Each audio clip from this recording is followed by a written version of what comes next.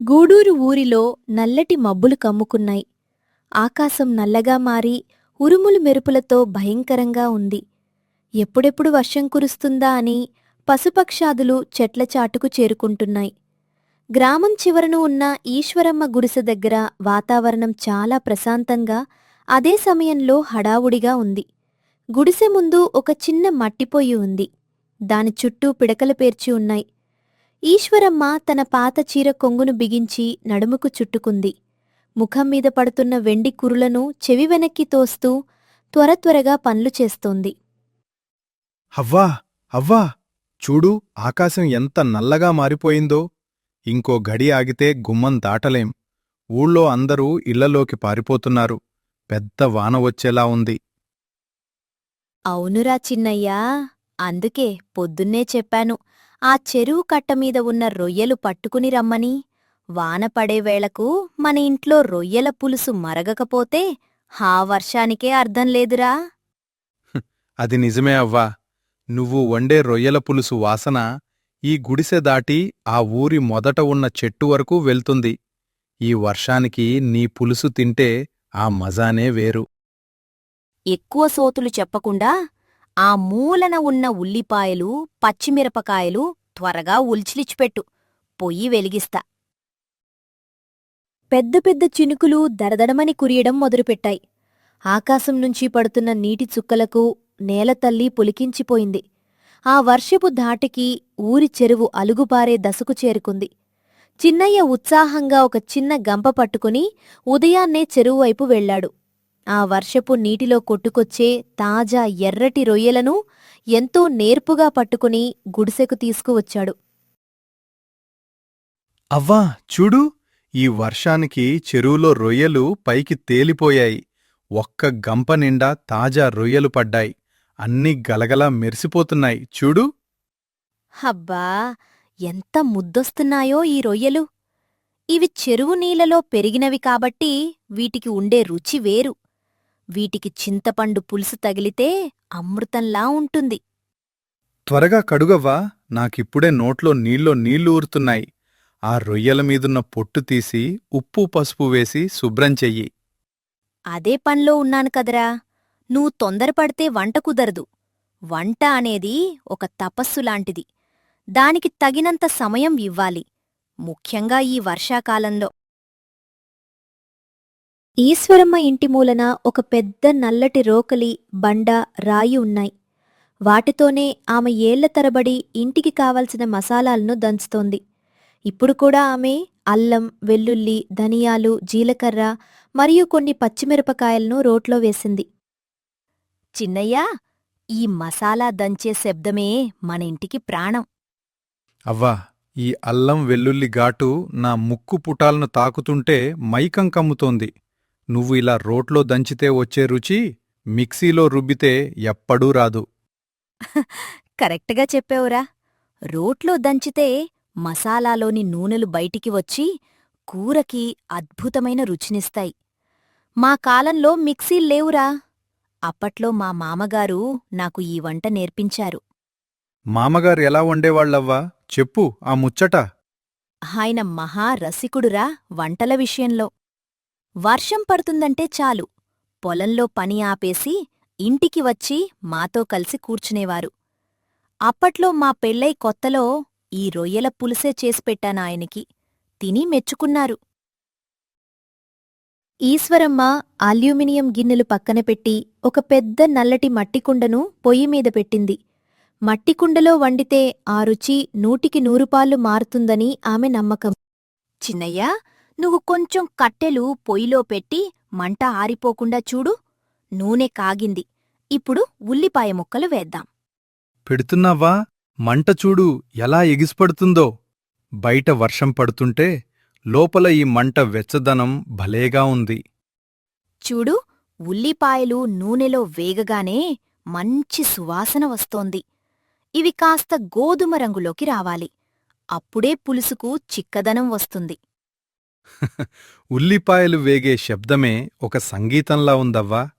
చిటపటమంటూ నూనెలో ఉడుకుతుంటే చూడాలనిపిస్తోంది. ఉల్లిపాయలు ఎర్రగా వేగాక ఈశ్వరమ్మ తను రోట్లో దంచిన తాజా అల్లం వెల్లుల్లి పేస్ట్ను కుండలో వేసింది. ఆ వెంటనే వచ్చే పచ్చివాసన పోయి సువాసన ఇల్లు నిండా వ్యాపించింది. ఇప్పుడు అల్లం వెల్లుల్లి పేస్ట్ వేశాను చూడు, దాని పచ్చివాసన పోయే వరకు వేగనివ్వాలి.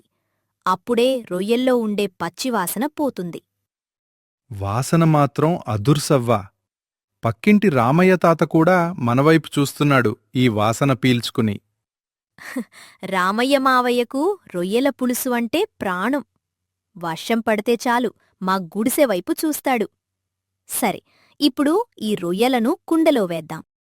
వేసేయవ్వా, ఆ రొయ్యలు నూనెలో మగ్గుతుంటే రంగు ఎలా మారుతాయో చూద్దాం.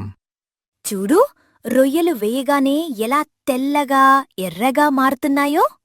వీటిని ఎక్కువసేపు ఉడికిస్తే గట్టిపడిపోతాయి, కాబట్టి జాగ్రత్తగా తిప్పాలి. రొయ్యలు నూన్లో కొద్దిగా మగ్గిన తర్వాత ఈశ్వరమ్మ ముందుగా నానబెట్టి తీసి ఉంచుకున్న చింతపండు గుజ్జును కుండలో పోసింది. ఆ పులుపు వాసనతో పాటు కారం, ధనియాల పొడి వేసింది. ఇదిగో, సరిపడా చింతపండు పులుసు పోస్తున్నాను. రొయ్యల పులుసుకు పులుపు సరిగ్గా పడితేనే గొంతు దిగుతుంది. పులుసు పోయగానే రంగు మారిపోయిందవ్వా. ఇప్పుడు చూడ్డానికి చాలా చక్కగా ఉంది. ఇంకా ఏమేం వేయాలి? ఇప్పుడు కారం, తగినంత ఉప్పు, మన ఇంటి రుచి అయిన ధనియాల పొడి వేస్తాను. మూత పెట్టి ఒక పావుగంటపాటు సన్నని మంటమీద ఉడికించాలి. అవ్వా, ఆ పావుగంట నాకు యుగాలలా అనిపిస్తుంది. తొందరగా ఉడికిపోతే బాగుండు. ఓపిక లేనివాడికి రుచికరమైన భోజనం దక్కదు చిన్నయ్యా. కొంచెం ఆగు. ఆ పులుసు మరిగేటప్పుడు వచ్చే బుడగలు చూడ్డానికి భలే ఉంటుంది. బయట వర్షం మరింత జోరుగా కురుస్తోంది. ఆ వర్షపు ధాటికి రోడ్లన్నీ నీటితో నిండిపోయాయి. సరిగ్గా ఆ సమయంలో ఊరి పెద్దరైతు సూర్యనారాయణ గొడుగు పట్టుకుని ఒంటికి చలి చుట్టుకుపోతుండగా ఈశ్వరమ్మ గుడిసెవైపు వచ్చాడు. అవ్వా, ఈశ్వరమ్మమ్మా, ఇంట్లో ఉన్నావా? బయట వాన తగ్గట్లేదు. మీ గుడిసెలో నుంచి వస్తున్న ఈ రొయ్యల పులుసు వాసన నా ఇంట కూర్చోనివ్వలేదు. అరే సూర్యంబాబూ, రండి రండి. ఈ వర్షంలో ఈ రాత్రిపూట మా గుడిసెవైపు ఎలా వచ్చారు? వచ్చే దారిలో మీ ఇంట్లో వండుతున్న వంట వాసన నా ముక్కును తాకిందవ్వా. మా ఆవిడ ఇంట్లో పప్పు అన్నం వండింది, కాని ఈ వర్షానికి నీ చేతి రొయ్యల పులుసు తినాలనిపించి లాగేసుకుంటూ వచ్చాను. రండి బాబూ, కూర్చోండి. అవ్వ ఇప్పుడే అంటుండేది, ఈ వర్షానికి మన ఊర్లో ఎవరైనా రొయ్యల పులుసు తింటే బావుంటుందని. మీరు కరెక్ట్ టైంకు వచ్చారు. అలాగే బాబూ, కూర్చో. నీకోసం ప్రత్యేకంగా మట్టికుండలో మరుగుతోంది పులుసు. ఇప్పుడే దింపుతాను. 15 నిమిషాలు గడిచాయి. మట్టికుండలో రొయ్యల పులుసు చిక్కగా మరిగింది. నూనె పైకి తేలి ఆ గుడిసె నిండా అద్భుతమైన సువాసన వెదజల్లుతోంది. ఈశ్వరమ్మ గుడ్డ సాయంతో కుండను దించి పక్కన పెట్టింది. ఇదిగో సూర్యంబాబూ, చూడు, మట్టికుండలో మరిగిన రొయ్యల పులుసు ఎలా ఉందో. నూనె పైకి తేలింది చూడు. అబ్బా, ఈశ్వరమ్మమ్మా, ఏం వండావసలు? ఈ రంగు, ఈ వాసన చూస్తుంటేనే కడుపు నిండిపోయినట్లుంది. నాకు ఇప్పుడే వేడి వేడి అన్నంలో వేసిపెట్టు. ఇదిగో బాబూ, అరటి ఆకు వేస్తున్నాను. ఈ వర్షంలో అరటి ఆకులో రొయ్యల పులుసు అన్నం తింటే ఆ కిక్కే వేరు. చిన్నయ్యా, నువ్వు కూడా వెళ్ళి కాస్త నీళ్లు తాగిరా. ముందు మన బాబుగారికి ఆకలి తీర్చుదాం. అవ్వా, నువ్వు నిజంగా అన్నపూర్ణవే. ఈ వర్షంలో ఈ రుచి చూస్తే జన్మ ధన్యం అయిపోతుంది. అరటి ఆకులో వేడివేడి అన్నం వడ్డించింది ఈశ్వరమ్మ. దానిమీద మసక మసకగా ఆవిరి వస్తున్న రొయ్యల పులుసును గరిటెతో పోసింది. ఆ పులుసు అన్నంలో కలుస్తుంటే వచ్చే శబ్దం, ఆ రుచి సూర్యనారాయణను పరవశింపచేసింది. ఆహా, ఏంటి అవ్వా ఈ రుచి? కారం, పులుపు, ఉప్పు అన్నీ సరిగ్గా సరిపోయాయి. ఆ రొయ్య నోట్లో వేయగానే వెన్నలా కరిగిపోతోంది. చెప్పానుగా బాబూ, మా అవ్వ చేతిలో మంత్రముంది. ఏ కూర చేసినా అమృతమే. అబ్బే అబ్బే, అంతా మీ ఆశీర్వాదం బాబూ. ఆకలితో వచ్చిన వాళ్లకు కడుపు నిండా పెడితే వచ్చే సంతృప్తి వేరు. ఈ వర్షం ఎంతసేపు పడ్డా నాకు పర్వాలేదవ్వా. నీ రొయ్యల పులుసు తింటుంటే నాకు స్వర్గంలో ఉన్నట్లే ఉంది. మా ఆవిడకు కూడా కొద్దిగా డబ్బాలో పెట్టివ్వు, ఇంటికి తీసుకెళ్తా. తప్పకుండా బాబూ, మీ అందరి కోసమే ఇదంతా. బయట కురుస్తున్న వర్షం మెల్లగా తగ్గింది. ఆకాశంలో మేఘాలు